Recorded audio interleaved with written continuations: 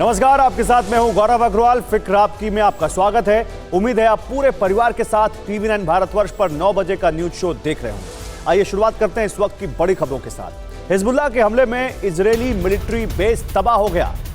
बिरनिट military base के पूरी तरह तबाह होने का दावा किया है हिजबुल्लाह ने लेबनान बॉर्डर पर इजरायल के इस मिलिट्री बेस को 4 बुरकान मिसाइल से टारगेट किया। उधर गाजा युद्ध के बीच लेबनान के अंदर बड़ी हलचल देखने को मिली है। पश्चिमी देशों ने अपने दूतावासों को हथियार भेजे हैं। एक रिपोर्ट के मुताबिक पश्चिमी देशों के कई मिलिट्री प्लेन हथियार लेकर बेरूत पहुंचे हैं।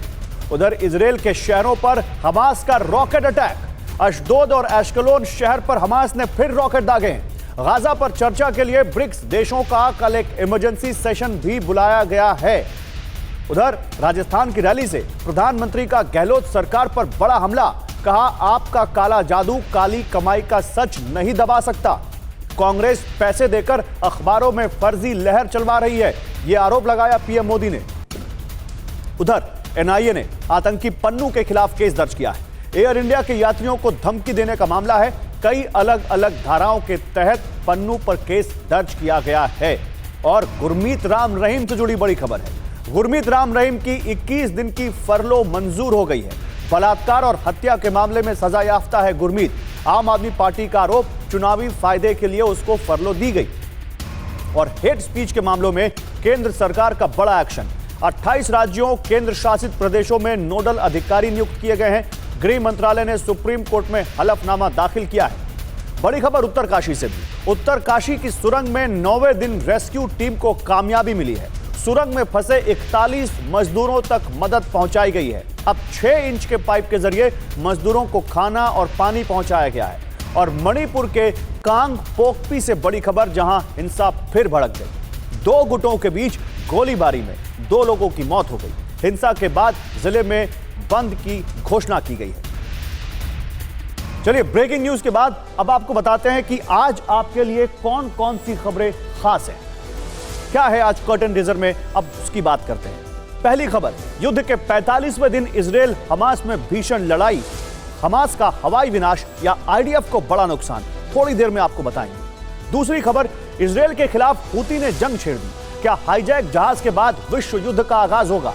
तीसरी खबर, गाजा युद्ध के बीच ईरान ने हाइपरसोनिक मिसाइल क्यों उड़ाई। क्या अमेरिका से महायुद्ध की घड़ी करीब आ गई है। चौथी खबर, हिजबुल्लाह ने ऐलान किया कि हम आ रहे हैं। क्या इजरायल पर लेबनान बॉर्डर से 7 अक्टूबर जैसे हमले का खतरा मंडरा रहा है। और पांचवी खबर, पहली बार कैमरे पर हमास का सुसाइड बॉम्बर दिखा। अल रंतीसी अस्पताल के बाहर का विस्फोटक वीडियो आपको दिखाएंगे। तो गाजा के जंगी मैदान से आज विध्वंस की जो तस्वीरें सामने आई हैं, वो हैरान कर देने वाली हैं।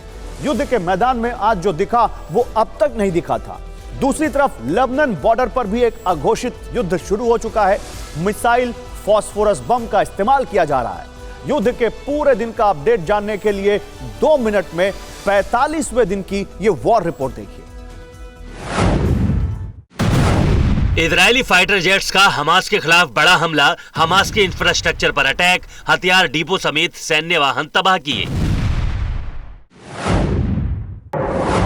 वेस्ट बैंक के जनीन इलाके में आईडीएफ की एयर स्ट्राइक का दावा, हमास के ठिकानों पर भीषण बमबारी। लेबनान में हिजबुल्लाह के ठिकाने पर इजरायल का बड़ा हमला, आईडीएफ ने एयर स्ट्राइक कर हिजबुल्लाह की सेल को तबाह किया। हिजबुल्लाह का इजरायल के किरियात शमोना में बड़ा हमला, ड्रोन से इलाके को टारगेट किया। दक्षिणी लेबनान में आज इजरायली जेट्स ने की बमबारी, अटैक में मेज अल जबाल के इलाके में एक लेबनानी सांसद का घर तबाह होने का दावा। गाजा के इंडोनेशियन अस्पताल की आईडीएफ ने तेज की घेराबंदी, अस्पताल पर आर्टिलरी फायरिंग का वीडियो सामने आया। गाजा के जंगी मैदान में दिखे इजरायली एक्टर और आईडीएफ रिजर्व बटालियन के सैनिक ईदान अमेदी, गाजा में हमास की एक बिल्डिंग को तबाह किया।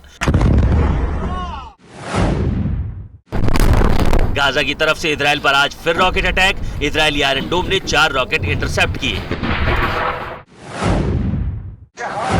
पाकिस्तान में फिलिस्तीन के समर्थन में विशाल प्रदर्शन, लाहौर में हजारों की तादाद में सड़कों पर उतरे लोग, गाजा में बमबारी रोकने की मांग।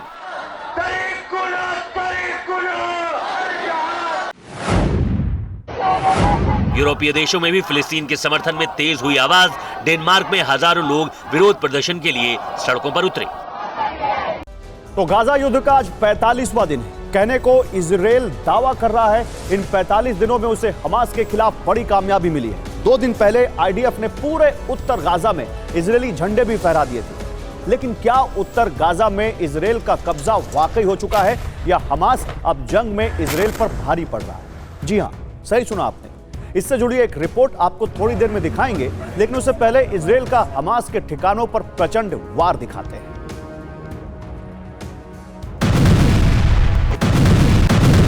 5 सेकंड तक धमाके, अगले 40 सेकंड तक धुएं का गुबार। हमास के सुरंग वाले ठिकानों पर हमला और गाजा का ये पूरा इलाका तबाह। उत्तरी गाजा में हमास के विनाश का ये सबसे खौफनाक वीडियो है। आईडीएफ का प्रचंड प्रहार ऐसा कि वीडियो जिसने भी देखा वो दहल उठा। कहा जा रहा है कि इजराइल ने 12 घंटे के दौरान गाजा में भीषण एयर स्ट्राइक की। इस दौरान इजराइल के लड़ाकू विमान हर उस हिस्से तक पहुंचे जहां हमास का अड्डा होने का दावा किया जा रहा था और वहां आसमान से बम बरसाकर तबाही मचाई।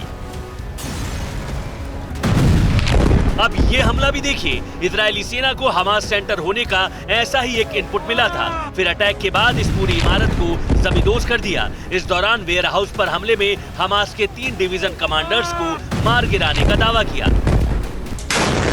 वायुसेना के अलावा गाजा के रिमल में ग्राउंड फोर्स का एक्शन भी देखने को मिला। आईडीएफ के कमांडो यूनिट ने यहां बड़ा ऑपरेशन किया। यहां 35 सुरंगें मिलने का दावा किया। इस अभियान में हमास के कई लड़ाके मारे गए। भारी मात्रा में हमास के हथियार भी जब्त किए।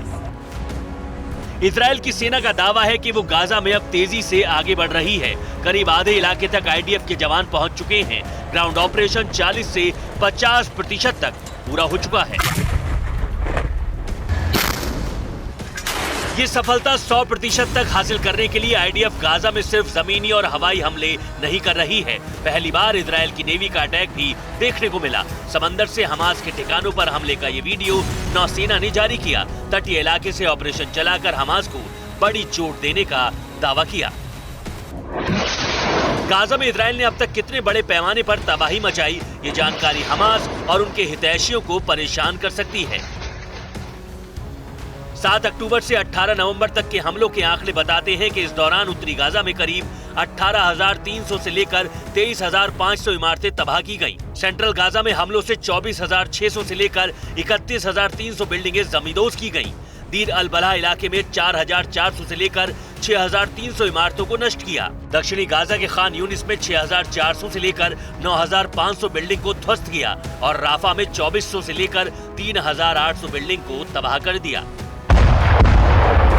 ये आंकड़े फाइनेंशियल टाइम्स के सैटेलाइट डेटा से जुटाए गए हैं, जिससे साफ है कि इजराइल सिर्फ हमास को टारगेट नहीं कर रहा है, बल्कि उसके निशाने पर आम लोग भी हैं और इसीलिए इन हमलों में हो रही मौतें अब चिंता बढ़ा रही हैं और ये आंकड़ा 13,000 को पार कर चुका है।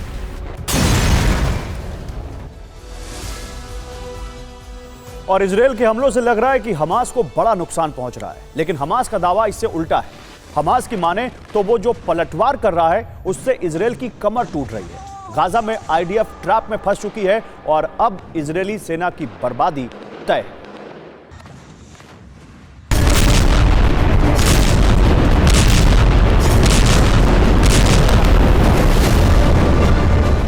ये गाजा में इजरायली सेना के खिलाफ हमास का विध्वंसक पलटवार है। हमास के लड़ाके इमारतों में छिपे हैं। वहां से चुपके से निकलकर आरपीजी से आईडीएफ के टैंक को निशाना बना रहे हैं।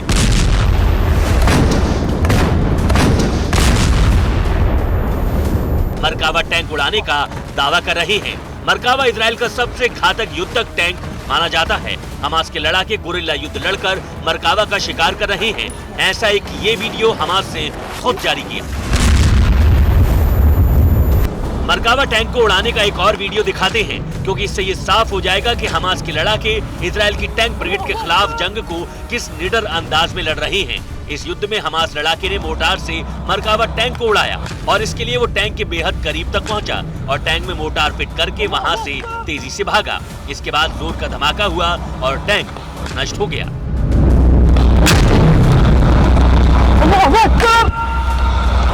गाजा में इजराइल के हवाई हमलों का जवाब भी हमास ने हवाई अटैक से दिया। हमास ने इजराइल पर 4 रॉकेट दागे। पिछले 24 घंटे में हमास ने 3 बड़े रॉकेट अटैक किए। इस दौरान इजरायली एयर डिफेंस सिस्टम ने कई हमले नाकाम किए। लेकिन गाजा में जंग की बात करें तो अल कस्साम ब्रिगेड का दावा है कि हमास हमले में एक ही दिन में इजराइल की सेना को भारी नुकसान हुआ है।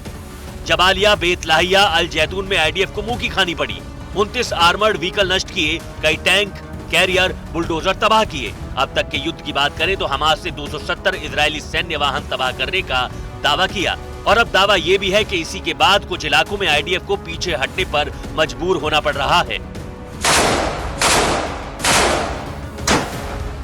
इजरायली सेना हमास के नुकसान वाले दावों को नकारती रही है। हालांकि ये जानकारी जरूर दी कि उत्तरी गाजा में आज ही 2 इजरायली सैनिक मारे गए। दोनों सैनिक पैरा ट्रूपर्स ब्रिगेड से थे और इस युद्ध में अब तक 65 आईडीएफ सैनिकों की मौत हो चुकी है।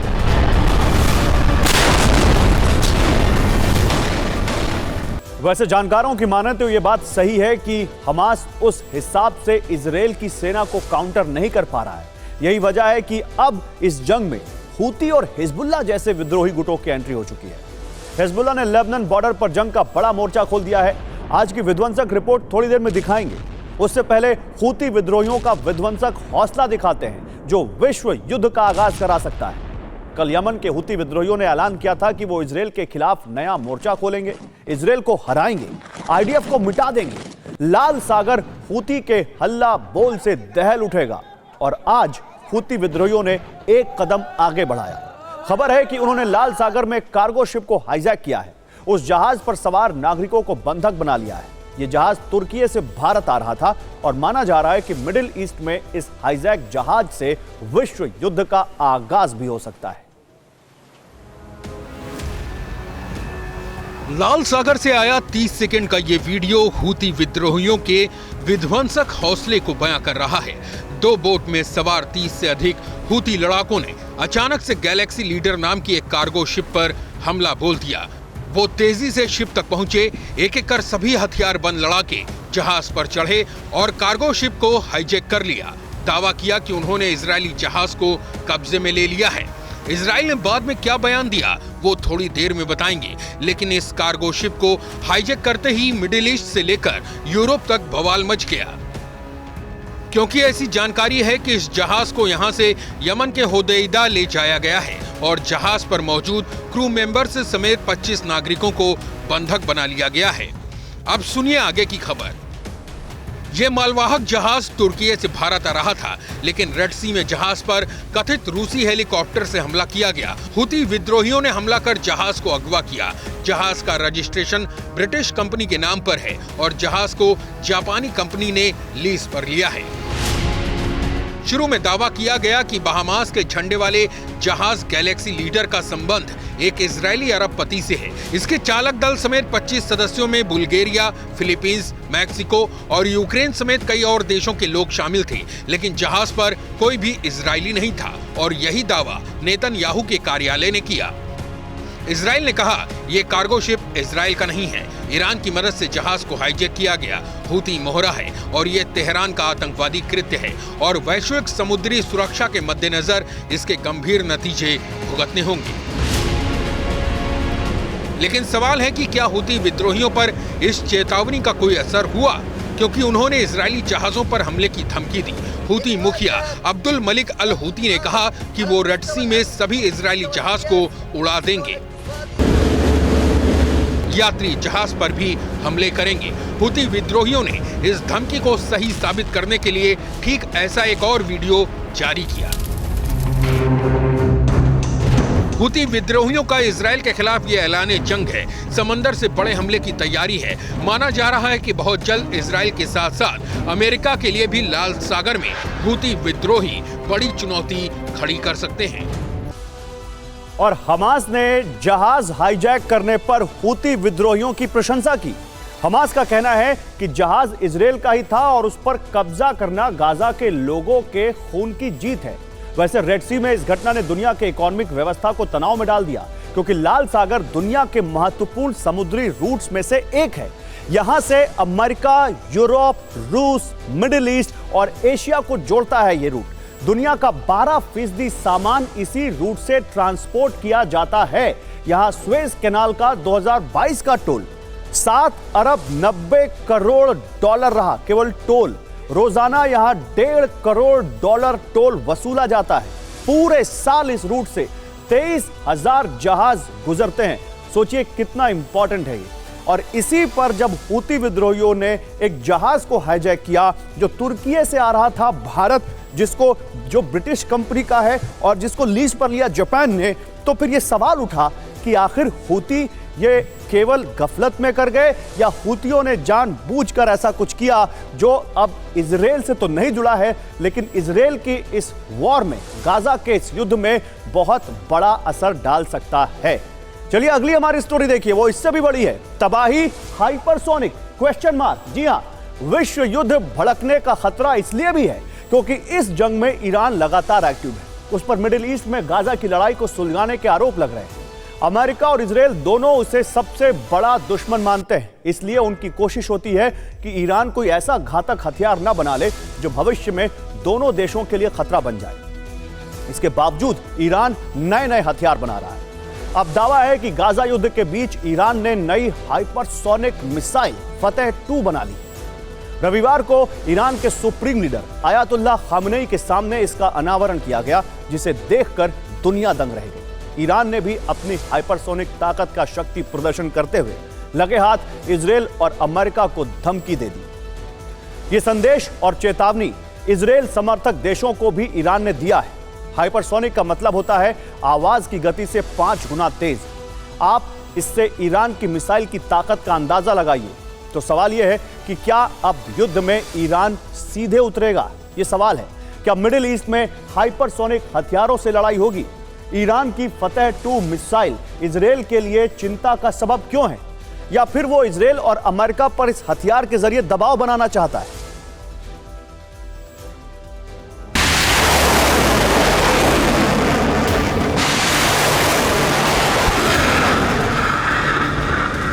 गाजा जंग के बीच ईरान ने पहली बार अपनी हाइपरसोनिक मिसाइल फतेह 2 की ताकत दिखाई। ईरान के supreme leader Ayatollah Ali Khamenei Tehran में इस्लामिक रेवोल्यूशनरी गार्ड कॉर्प की यूनिवर्सिटी में पहुंचे। यहां एक मिलिट्री एग्जीबिशन में ईरान के सबसे एडवांस हथियारों और नई तकनीक के बारे में उनको जानकारी दी गई। इसी दौरान हाइपरसोनिक मिसाइल फतेह के अपग्रेडेड वर्जन का अनावरण भी किया गया।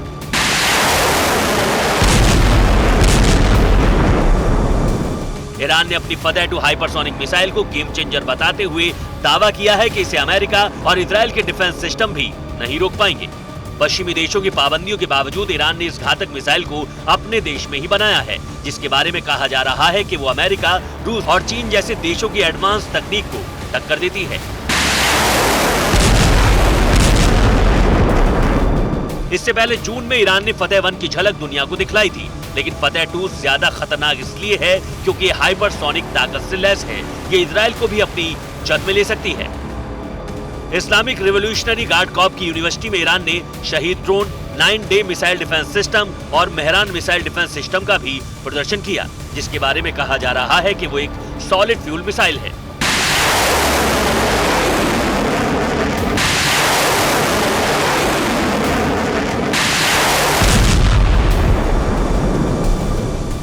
बीते कुछ सालों में ईरान का पूरा जोर अपनी सैन्य क्षमता बढ़ाने पर है। कुछ समय पहले उसने परमाणु हथियार ले जाने वाले इंटरकॉन्टिनेंटल बैलिस्टिक मिसाइल का सफल परीक्षण किया था। इसके बाद ईरान ने हाइपरसोनिक मिसाइल भी बना ली है, वो भी गाजा युद्ध के बीच, जिसे इजराइल और अमेरिका बड़ा खतरा मान रहे हैं।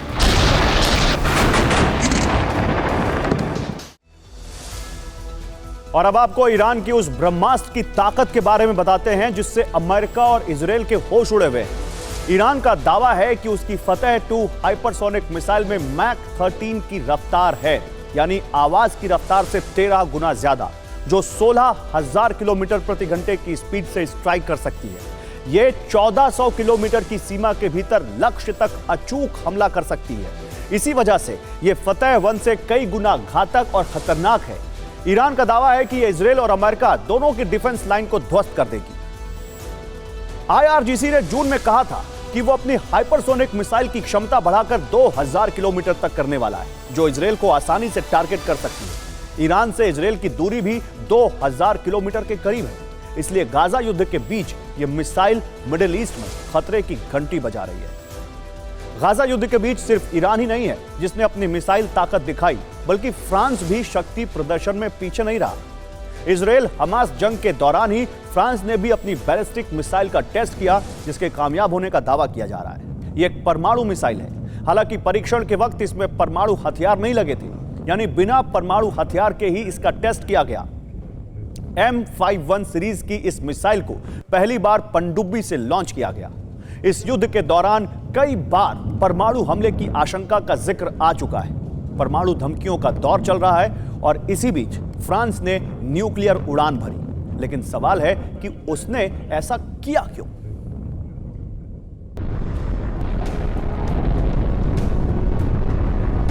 गाजा की लड़ाई के बीच फ्रांस की M51.3 मिसाइल टेस्ट के बाद परमाणु अलार्म एक बार फिर बज गया। फ्रांस ने अपने बिस्कैरोस मिसाइल टेस्टिंग साइट से लंबी दूरी की इस घातक बैलिस्टिक मिसाइल को दागकर सबको चौंका दिया।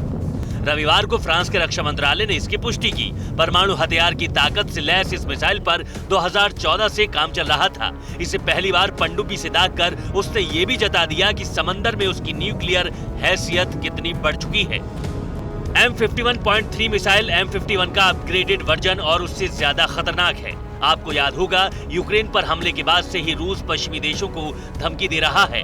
पुतिन कह चुके हैं कि रूस की रक्षा के लिए वो परमाणु हथियार के इस्तेमाल से भी नहीं चूकेंगे। तब से ही फ्रांस ने अपनी सुरक्षा के लिए मिसाइल मिशन में तेजी लाई और इजराइल हमास जंग के बीच उसकी ये चाहत पूरी हो गई। इस महीने की शुरुआत में ही रूस ने भी अपनी परमाणु ताकत दिखाई। उसने महाविनाशक परमाणु मिसाइल बुलावा को नई पनडुब्बी से दागकर टेस्ट किया। 12 मीटर लंबी इस मिसाइल की रेंज लगभग 8000 किलोमीटर है, जो अपने साथ 6 न्यूक्लियर हथियार ले जा सकती है। जिस पनडुब्बी से रूस ने इसे लॉन्च किया वो बुलावा ICBM यानी इंटरकॉन्टिनेंटल बैलिस्टिक मिसाइल के अलावा आधुनिक टॉर्पीडो से भी लैस है। रूस का दावा है कि परीक्षण में बुलावा मिसाइल ने हजारों किलोमीटर का सफर कर टारगेट को नष्ट किया। हालांकि इस मामले में अमेरिका की किस्मत दगा दी गई। 1 नवंबर यानी रूस से ठीक पहले उसने अपनी ICBM मिनटमैन 3 का टेस्ट किया, लेकिन वो फेल रहा और अमेरिकी सेना को उसे शूट करके गिराना पड़ा। परमाणु ताकत वाली मिनटमैन 3 की रेंज 10,000 किलोमीटर और उसकी स्पीड 24,000 किलोमीटर प्रति घंटा है। पिछले साल भी इसका परीक्षण कामयाब नहीं रहा और आखिरी वक्त में टालना पड़ा था। यानी गाजा युद्ध के शुरू होने के बाद से अब तक 3 बड़ी ताकत अमेरिका, रूस और फ्रांस का जोर परमाणु हथियारों पर है, जो किसी बड़े खतरे की आहट हो सकता है। और फ्रांस ने जिस एटमी मिसाइल का सफल टेस्ट किया वो 2025 तक सेना का हिस्सा हो सकती है। अब आपको बताते हैं कि ये कितनी ताकतवर है। ये नई पीढ़ी की SLBM यानी सबमरीन लॉन्च्ड बैलिस्टिक मिसाइल है, जिसे परमाणु पनडुब्बी से अटलांटिक तट की तरफ लॉन्च किया गया। ये 10,000 किलोमीटर तक मार कर सकती है और हिरोशिमा में गिराए गए बॉम्ब से 1000 गुना शक्तिशाली है। इसका वजन 52,000 किलो है, जो अपने साथ 6 से 10 वॉरहेड लेकर उड़ सकती है, जो चीन, रूस और अमेरिका तक प्रहार करने में सक्षम है। हम आ रहे हैं, ये कौन कह रहा है? इस बॉर्डर से हिजबुल्लाह और इजरायली डिफेंस फोर्सेस के बीच जारी भीषण हमलों की जो तस्वीरें और वीडियो सामने आ रहे हैं, उन्हें देखकर लग रहा है कि बिना ऐलान के ही इस मोर्चे पर जंग का आगाज हो चुका है।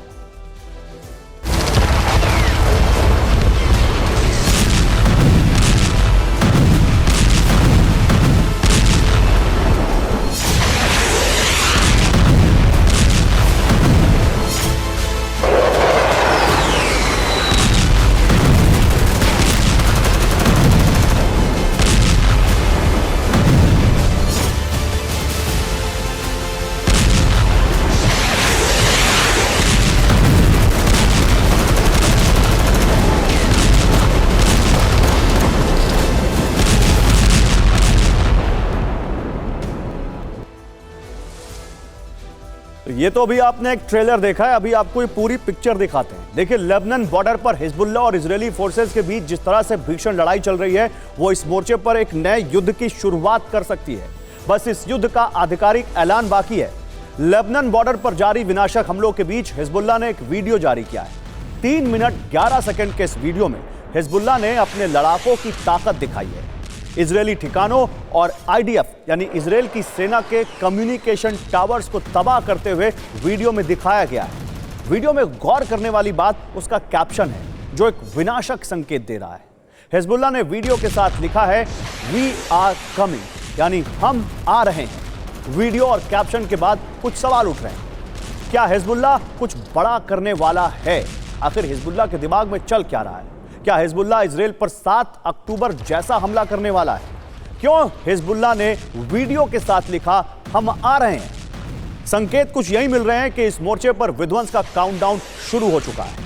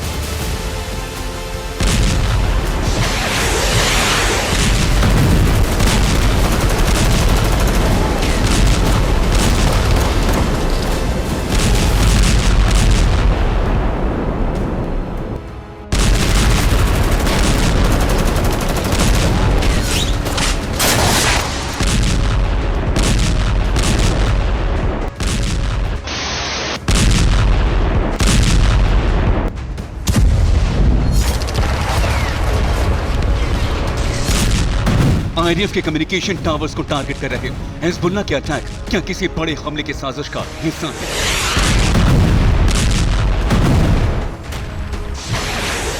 क्या किसी बड़े हमले को अंजाम देने के लिए हिजबुल्लाह इजरायली फोर्सेस की संचार व्यवस्था ठप कर रहा है?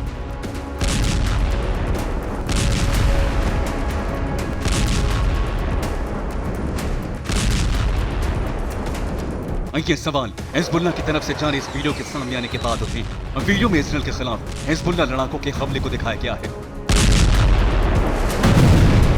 अब वीडियो में संगठन के लड़ाके आईडीएफ की पोस्ट, कम्युनिकेशन टावर्स और दूसरी साइट्स को तबाह करते दिख रहे हैं।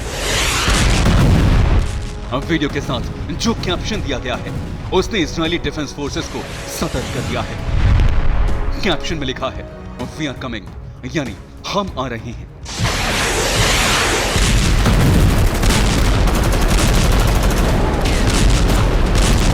हम आ रहे हैं से हिजबुल्लाह का संदेश क्या इजराइल पर फिर हमास की तरह 7 अक्टूबर जैसा हमला करना है?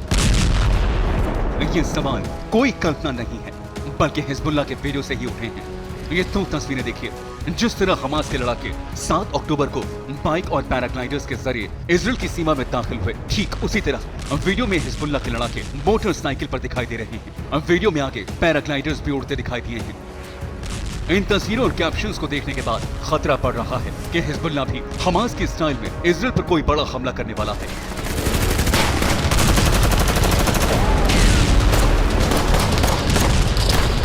बड़े हमले से पहले वो इजरायली फोर्सेस को लेबनान बॉर्डर पर उलझाना चाहता है। इजराइल की संचार व्यवस्था ठप करना चाहता है ताकि घुसपैठ के वक्त इजरायली आर्मी को उसके भनक न लगे। इसके अलावा हिजबुल्लाह का मकसद इजरायली फोर्सेस का ध्यान डाइवर्ट करना भी हो सकता है ताकि वो गाजा को छोड़कर लेबनान बॉर्डर पर ज्यादा फोकस करे और वहां हमास के लड़ाकों को आईडीएफ के खिलाफ दोबारा खड़ा होने का मौका मिल सके। कारण चाहे जो हो, लेकिन लेबनान बॉर्डर से जो तस्वीरें और वीडियो सामने आ रही हैं, दुनिया के लिए उसके संकेत अच्छे नहीं हैं। Bureau report, TV9 Bharatvarsh. ये वीडियो जारी करने के कुछ ही घंटों बाद लेबनान से हिजबुल्लाह ने इजराइल के खिलाफ बड़ा हमला कर दिया।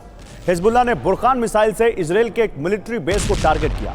अटैक में इजराइल का बिरनिट मिलिट्री बेस बर्बाद हो गया।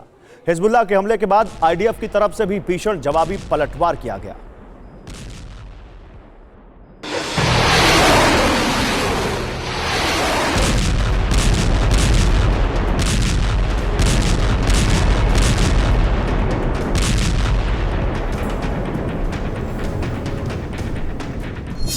अब तक लेबनान बॉर्डर पर हिजबुल्लाह मोर्टार और एंटी टैंक गाइडेड मिसाइल के जरिए आईडीएफ को टारगेट कर रहा था।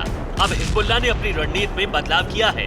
हिजबुल्लाह ने बुरकान मिसाइल का इस्तेमाल करते हुए इजराइल के मिलिट्री बेस को भारी नुकसान पहुंचाने का दावा किया है। हिजबुल्लाह ने इस हमले की जिम्मेदारी भी ली है। हिजबुल्लाह ने मिसाइल से इजराइल के बिरनिट मिलिट्री बेस को टारगेट किया। मिसाइल अटैक के बाद बेस के आसपास काले धुएं का गुबार उठता दिखा। दावा है कि हमले में बेस पर जमकर तबाही हुई है।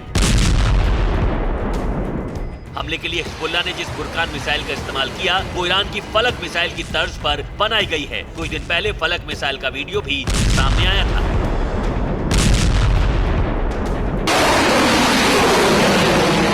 फलक ईरान की हाई एक्सप्लोसिव मिसाइल है। मिसाइल के साथ हिजबुल्ला ने आईडीएफ की मिलिट्री साइट्स को टारगेट करते हुए रॉकेट अटैक भी किए हैं।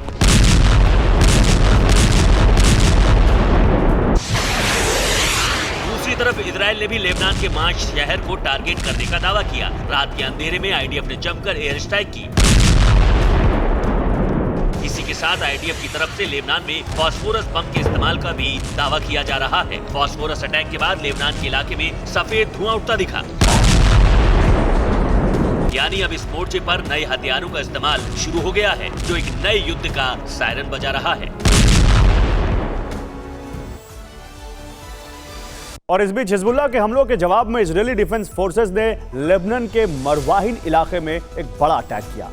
आईडीएफ ने स्ट्राइक कर हिजबुल्लाह के एक ठिकाने को तबाह कर दिया है। दावा किया जा रहा है कि इसका इस्तेमाल एंटी टैंक मिसाइल लॉन्चिंग के लिए किया जाता था। इसके अलावा आज इजरायली फोर्सेस ने फाइटर जेट्स और हेलीकॉप्टर के जरिए हिजबुल्लाह के ठिकानों को टारगेट किया। हिजबुल्लाह की तरफ से आज इजरायली साइट्स पर 40 बार अटैक का दावा किया गया है। हिजबुल्लाह के बाद खबर अब अल रंतीसी की। अल रंतीसी गाजा का एक अस्पताल है और वहां कैमरे पर हमास का आत्मघाती दिखा है। पहली बार अल रंतीसी के कैमरे पर वो दिखा है जिसका दावा आईडीएफ की तरफ से लगातार किया जा रहा था। आईडीएफ की तरफ से उसके सबूत भी दिए जा रहे थे। आज उस दावे के साक्षात प्रमाण दिख गए। अल रंतीसी अस्पताल में हमास के सुसाइड बॉम्बर या आत्मघाती फिदाइन हमलावर कैमरे में रिकॉर्ड हो गए। वो बिल्डिंग में दाखिल होते दिखाई दिए और फिर एक जोरदार धमाके की आवाज के साथ लापता हो गए। एक पल के लिए भी अपनी नजरें इस वीडियो से मत हटाइएगा, क्योंकि इस वीडियो में जो दिखने वाला है वो गाजा युद्ध में अब तक नहीं दिखा। सिर्फ इजरायली डिफेंस फोर्सेस की तरफ से इसके दावे किए गए। आज इन दावों के पीछे की हकीकत कैमरे में रिकॉर्ड हो गई। ये तस्वीरें गाजा में बच्चों के सबसे बड़े अस्पताल अल रंतीसी की हैं। हमास के 3 लड़ाके दौड़ते हुए बिल्डिंग के अंदर दाखिल होते हैं। तीसरा लड़ाका पूरी तरह कैमरे के फ्रेम में नहीं आता। आगे वाले दोनों लड़ाकों के शरीर पर वेस्ट दिखाई देते हैं। दावा किया जा रहा है कि ये सुसाइड जैकेट थे। कुछ ही पलों में लड़ाके बिल्डिंग के भीतर दाखिल हो जाते हैं। इसके बाद एक हल्के धमाके की आवाज आती है। हालांकि ये धमाका हमास के मोर्टार अटैक का होता है। मोर्टार धमाके के महज चंद सेकंड बाद ही बिल्डिंग में एक जोरदार धमाका होता है और आग का गुबार निकलता है। इसके बाद फायरिंग की गूंज सुनाई देती है। दूसरे धमाके के पीछे हमास का फिदाइन हमला या सुसाइड अटैक माना जा रहा है, जिसे सुसाइड वेस्ट पहने हमास के लड़ाकों ने अंजाम दिया। कुछ दिन पहले ही आईडीएफ के अधिकारी ने हमास के लड़ाकों के पास से सुसाइड वेस्ट होने का दावा किया था। अल शिफा में सुरंग से कुछ वेस्ट भी बरामद की गई थी। आईडीएफ के दावे के मुताबिक हमास ने जहां बंधकों को रखा है वहां सुसाइड बॉम्बर्स को तैनात किया गया है। आज आईडीएफ का दावा सच साबित होता दिखाई दे रहा है, क्योंकि हमास ने 3 लड़ाकों को शहीद सेनानी बताया है। अगर वाकई हमास के लड़ाकों ने अल रंतीसी में सुसाइड अटैक को अंजाम दिया तो आईडीएफ के लिए खतरा बड़ा है, क्योंकि सर्च ऑपरेशन के दौरान आईडीएफ अगर बंधकों तक पहुंचती है तो हमास लड़ाकों की तरफ से आत्मघाती अटैक हो सकता है, जिसमें आईडीएफ को भारी नुकसान का डर है। और इजरायल की सेना का दावा है कि हमास ने अपने अड्डे अस्पतालों के नीचे बना रखे हैं। यही वजह है कि आईडीएफ एक के बाद एक अस्पतालों की घेराबंदी करके वहां तलाशी अभियान चला रही है।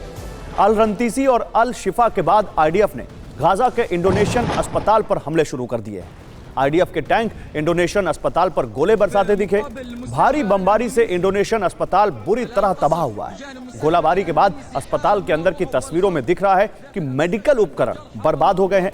आईडीएफ के हमलों में 2 डॉक्टरों के मारे जाने की खबर भी है। पहले अल रंतीसी अस्पताल, फिर अल शिफा हॉस्पिटल। अब इजरायली डिफेंस फोर्स का टारगेट है उत्तरी गाजा का एक और बड़ा अस्पताल, इंडोनेशियन हॉस्पिटल। इजरायली सेना के टैंकों ने इंडोनेशियन हॉस्पिटल की घेराबंदी तेज कर दी है। आईडीएफ के टैंक लगातार इंडोनेशियन हॉस्पिटल की तरफ बढ़ रहे हैं। इजरायली सेना इंडोनेशियन हॉस्पिटल पर जबरदस्त बमबारी कर रही है। लगातार फायरिंग की आवाजें आ रही हैं। गाजा के स्वास्थ्य मंत्रालय के मुताबिक आईडीएफ के भीषण हमले में 12 लोगों की मौत हो गई। कई लोगों के गंभीर रूप से घायल होने की खबर है। गाजा के स्वास्थ्य मंत्रालय के मुताबिक मारे गए लोगों में ज्यादातर पहले से घायल थे और अस्पताल में इलाज करा रहे थे। इस बमबारी में इंडोनेशियन अस्पताल के ऑर्थोपेडिक विभाग के हेड डॉक्टर अदनान अल बार्श के घायल होने की खबर है। गाजा हेल्थ मिनिस्ट्री के मुताबिक इंडोनेशियन अस्पताल की स्थिति भयावह है। अल जजीरा की रिपोर्ट के मुताबिक इस वक्त इंडोनेशियन अस्पताल के अंदर 700 से ज्यादा घायल और मेडिकल स्टाफ फंसा हुआ है।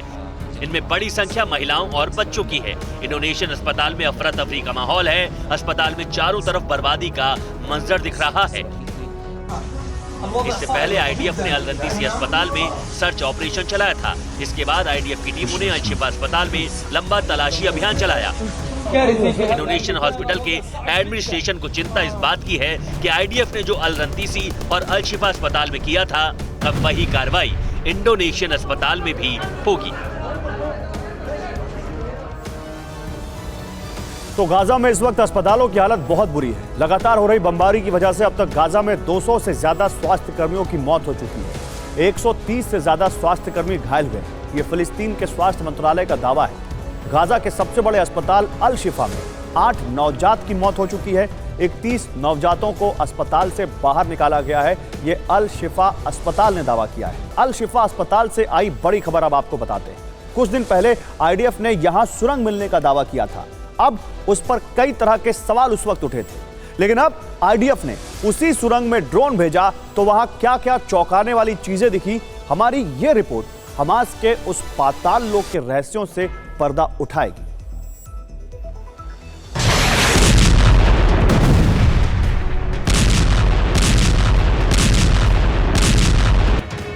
गाजा पट्टी में मिल गया हमास का ठिकाना।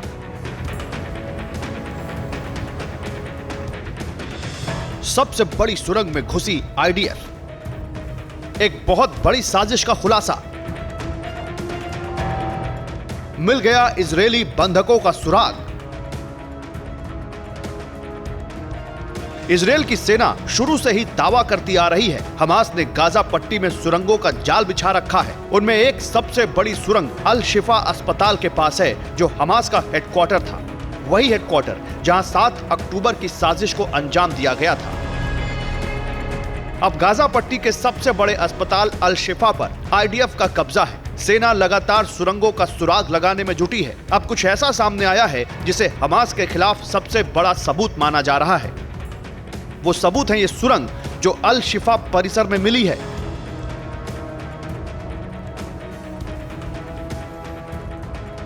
इस सुरंग की पूरी कहानी आपके सामने होगी। पहले सुरंग की तस्वीर देखिए। ये जो गड्ढा दिख रहा है, ये उस सुरंग का मुहाना है। करीब 10 मीटर गहराई में जाने के बाद सुरंग सीधी हो जाती है। फिर शुरू होता है एक तंग रास्ते का सिलसिला जो 55 मीटर दूर जाकर खत्म होता है।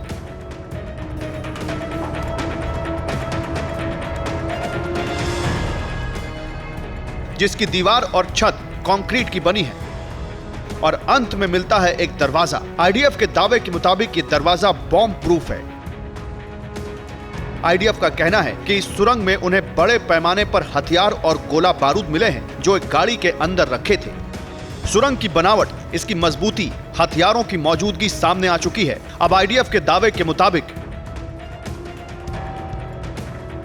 ये सुरंग हमास का मुख्यालय था। इसी सुरंग में 7 अक्टूबर के हमले की साजिश रची गई थी। दावा है कि इसी सुरंग में बंधकों को रखा गया था। इसी जगह पर एक बंदी सैनिक की हत्या की गई थी। दावा यह भी है कि 2 विदेशी बंधक भी इसी सुरंग में कैद करके रखे गए थे।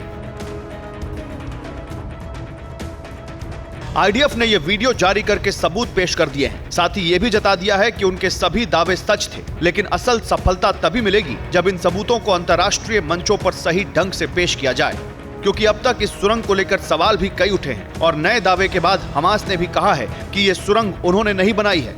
इसका इस्तेमाल कौन और क्यों करता था, हमास ने इस जवाब से भी पल्ला झाड़ लिया है।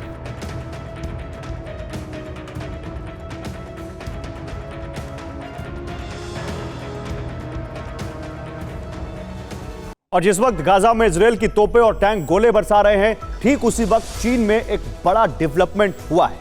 मध्य पूर्व में अमेरिका को घेरने के लिए चीन ने एक चक्रव्यूह रचा है। चीन मुस्लिम देशों के साथ मिलकर मिडिल ईस्ट में अमेरिका की घेराबंदी में लग गया है। आज चीन में मुस्लिम देशों के नेताओं का जमावड़ा लगा। चीनी विदेश मंत्री के साथ हुई इस मीटिंग में गाजा युद्ध पर चर्चा हुई, लेकिन चीन का असल मकसद अमेरिका को मिडिल ईस्ट में अलग थलग करना है। देखिए,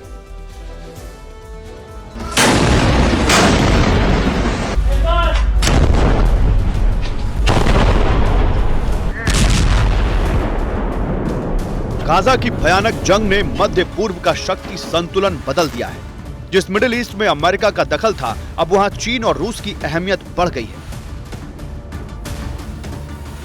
मुस्लिम देशों को लग रहा है कि गाजा युद्ध रुकवाने और इजरायल पर नकेल कसने में रूस और चीन मददगार हो सकते हैं। इसी कोशिश के तहत मुस्लिम देशों के 6 बड़े नेता चीन पहुंच गए। इनमें सऊदी अरब, जॉर्डन, मिस्र, इंडोनेशिया और फिलिस्तीन के विदेश मंत्री और ओआईसी के महासचिव हिसैन इब्राहिम ताहा शामिल हैं। मीटिंग का मुख्य मुद्दा गाजा युद्ध है। मुस्लिम देश चाहते हैं कि गाजा में तत्काल युद्ध विराम हो और इजरायली अत्याचार तुरंत रोका जाए। और अब बात राजस्थान और तेलंगाना में होने वाले विधानसभा चुनाव की। राजस्थान में 25 नवंबर को वोटिंग होनी है। 23 नवंबर की शाम चुनाव प्रचार खत्म हो जाएगा।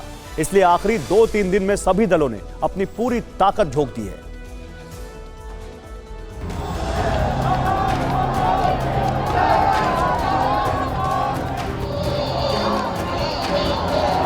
लगातार और प्रधानमंत्री नरेंद्र मोदी भी हाथ। अरे जिनकी नैया को जनता ने डुबाने का ठान लिया है, वो कांग्रेस पैसे देकर अखबारों में फर्जी लहर चलवा रही है। और जादूगर साहब, आपका जादू आपकी काली कमाई के सच को दबा नहीं सकता है।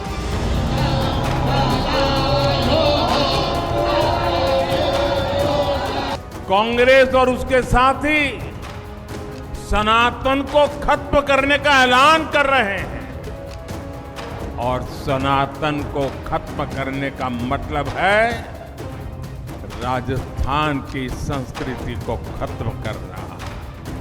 क्या ये करने देंगे आप?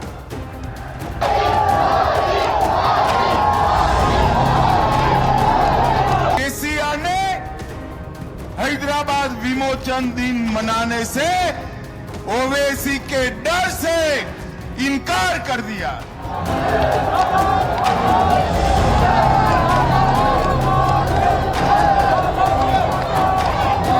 केसीआर भ्रष्टाचार में नंबर 1 है देश में। इनके सारे भ्रष्टाचार के सौदों की जांच कर उनको, जिन्होंने भ्रष्टाचार किया है, उनको जेल की सलाखों के पीछे डालने का काम भारतीय जनता पार्टी करेगी। तो अभी हाल ही में मोदी जी आए थे राजस्थान, कहने लगे कि ये कांग्रेस के नेता एक दूसरे को रन आउट करने में लगते हैं। कह रहे हैं कि हम लोग रन आउट करते हैं, हिट विकेट इनकी पार्टी है। इनकी पार्टी पूरी तरह से बिखरी हुई है। वंदे वंदे। महात्मा गांधी जी को किसने मारा? और उस नथुराम गोडसे के लोग कहां हैं? कौन से पार्टी में हैं? ये लोग एक तरफ देश की बात करते हैं और देश के लिए जो कुर्बान किए उनके खिलाफ भी बोलते हैं। और आइए अब देखते हैं देश की 9 बड़ी खबरें। लखनऊ के हजरतगंज इलाके में केनरा बैंक की शाखा में भीषण आग लग गई। कर्मचारियों ने कूदकर अपनी जान बचाई। कड़ी मशक्कत के बाद आग पर काबू पाया जा सका। पराली जलाने पर एफआईआर के खिलाफ पूरे पंजाब में किसानों का विरोध। मोगा में डीसी दफ्तर के बाहर हंगामा। ट्रैक्टर ट्रॉली के साथ धरना देने पहुंचे किसानों के साथ पुलिस की धक्का मुक्की। राज्य में 1000 से ज्यादा किसानों पर मुकदमे हुए। राजस्थान के कोटा में कांग्रेस नेता शांति धारीवाल के जनसंपर्क का वीडियो वायरल हो रहा है। महिला को 25,000 रुपए देने का आरोप है। स्थानीय लोगों ने धारीवाल का विरोध किया। मणिपुर में यूएफओ जैसी चीज दिखने से हड़कंप मच गया। इंफॉल एयरपोर्ट पर हाई अलर्ट घोषित होने के बाद फ्लाइट सेवा रोकी गई। 2 विमान कोलकाता डाइवर्ट किए गए। उत्तरकाशी की सुरंग में फंसे 41 मजदूरों तक 9वें दिन पहुंची मदद। पीएम मोदी ने मुख्यमंत्री धामी से की बात। पीएमओ ने रेस्क्यू में शामिल टीम से मांगी रिपोर्ट। डीआरडीओ की रोबोटिक टीम मौके पर। मथुरा में बांके बिहारी मंदिर के चारों ओर कॉरिडोर निर्माण को हरी झंडी। यूपी सरकार की योजना को हाईकोर्ट ने मंजूरी दी। कॉरिडोर के रास्ते में आने वाले अतिक्रमण हटाने की भी अनुमति। पंजाब के तरनतारन में चीन में बना ड्रोन जब्त। बीएसएफ और पुलिस का साझा सर्च ऑपरेशन। ड्रोन से नशे की तस्करी को फिर किया नाकाम। दिल्ली यूनिवर्सिटी में आज से हिंदू अध्ययन केंद्र शुरू। यज्ञ हवन के साथ सेंटर का शुभारंभ। मास्टर डिग्री के लिए 60 सीटें उपलब्ध। रामायण, महाभारत और गीता के साथ हिंदू धर्म ग्रंथों की पढ़ाई होगी।